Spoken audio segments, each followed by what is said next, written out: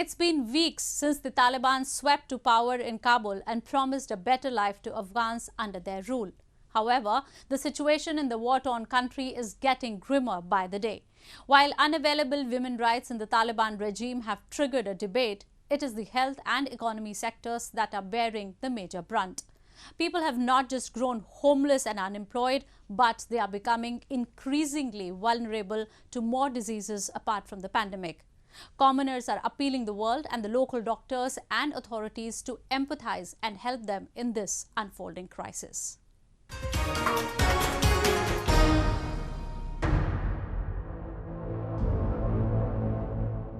Since taking power, the Taliban have grappled with a severe economic crisis and have faced pressure on issues ranging from girls' education to allegations of reprisal against former officials and others associated with the previous government.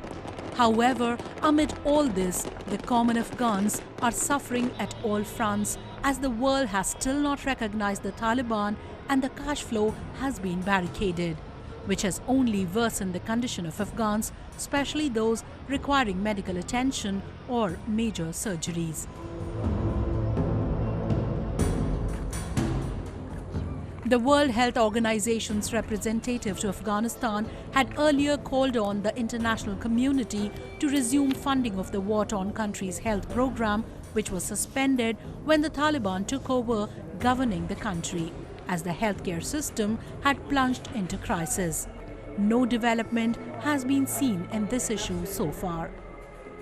Problems multiplied when several of the resident doctors fled owing to Taliban's fears, and others left the profession altogether. Even the supporters of the Taliban say they had hoped better, but it is turning out to be a major crisis.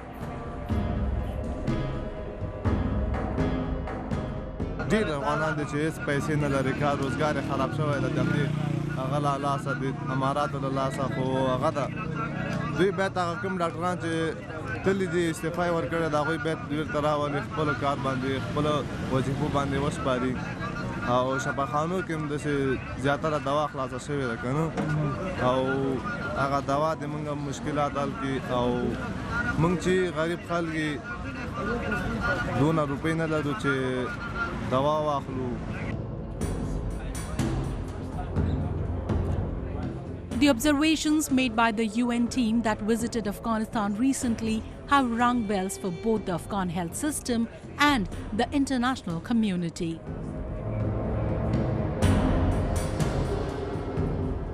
Only 17% of all Sehat Mandi health facilities are now fully functional. This breakdown in health services is having a rippling effect on the availability of basic and essential health care, as well as on emergency response, polio eradication, and COVID-19 vaccination efforts. 9 of 37 COVID-19 hospitals have already closed, and all aspects of the COVID-19 response have dropped, including surveillance, testing and vaccination. Prior to August this year, 2.2 million people had been vaccinated against COVID-19. In recent weeks, vaccination rates have decreased rapidly, while 1.8 million COVID-19 vaccine doses in the country remain unused. Swift action is needed to use these doses in the coming weeks and work towards reaching the goal of vaccinating at least 20% of the population by the end of the year based on national targets. People on the other side say that they are unable to afford even the limited health facilities as the economy too has been crushed severely.